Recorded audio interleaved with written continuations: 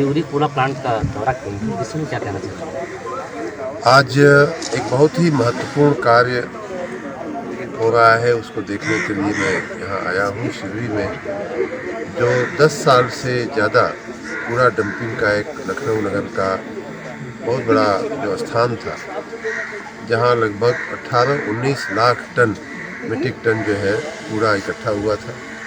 कूड़े का पहाड़ था, 50 एकड़ ज़मीन पर वो कूड़े का पहाड़ फैला हुआ था और लगभग एक दशक से ज़्यादा के समय से यहाँ के इस गांव के, सिवरी गांव के आसपास के गांव को वो समस्या पैदा कर रहा था। गंदगी, मच्छर, दुर्गंध, धुआं, ये सब कुछ आसपास के गांव के लोगों को झेलना पड़ता था।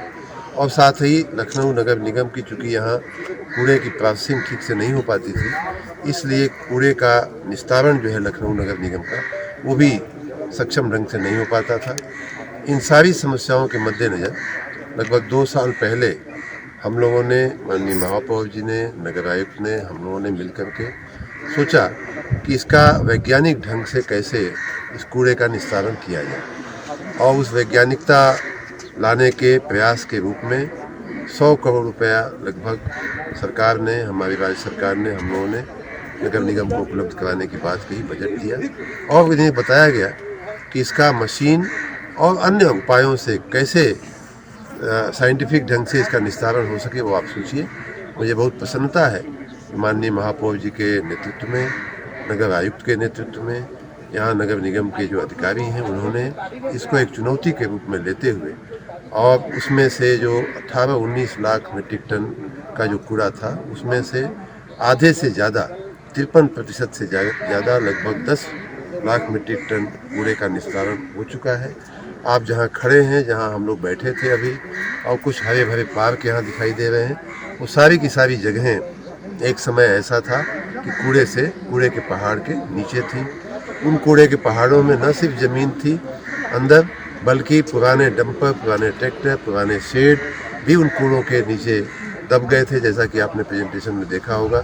मैं इस पूरी टीम को, नगर निगम को बहुत बहुत साधुवाद, बधाई दूंगा कि इन्होंने इसका वैज्ञानिक ढंग से निकालने का, निस्तारण का प्रयास किया है और सफल रहे हैं। इसमें कुछ पार्ट बायो रेमेडिएशन से होता है, कुछ आपने जैसा देखा कि यहाँ और भी कुछ प्रयोग होते हैं जो RDF का प्रयोग होता है, जिसमें से उसी कूड़े में से कुछ ऐसे सामान, कुछ ऐसी चीज़ें निकलती हैं जो ज्वलनशील होती हैं, जिनसे आगे किसी फैक्ट्री के लिए ईंधन पैदा किया जा सकता है।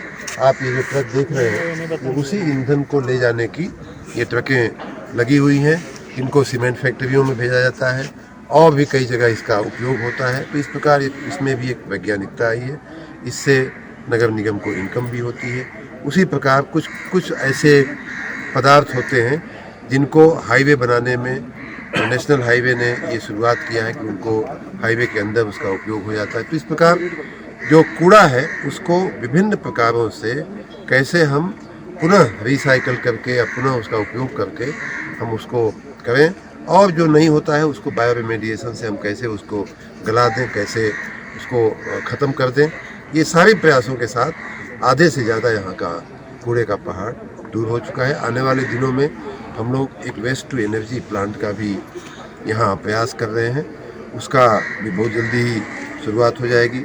साथ ही यहाँ जो भी सौर ऊर्जा, जो भी ऊर्जा लगती है, जो भी बिजली लगती है, उसको भी सौर ऊर्जा का संयंत्र लगा करके, जैसे ये शेड है, इसके ऊपर हम सौर ऊर्जा उत्पादन कर सकते हैं। जो जगहें, ज़मीनें खाली हुई हैं पहाड़, कूड़े के पहाड़ से, उन जगहों पे सौर ऊर्जा के हम संयंत्र लगा सकते हैं।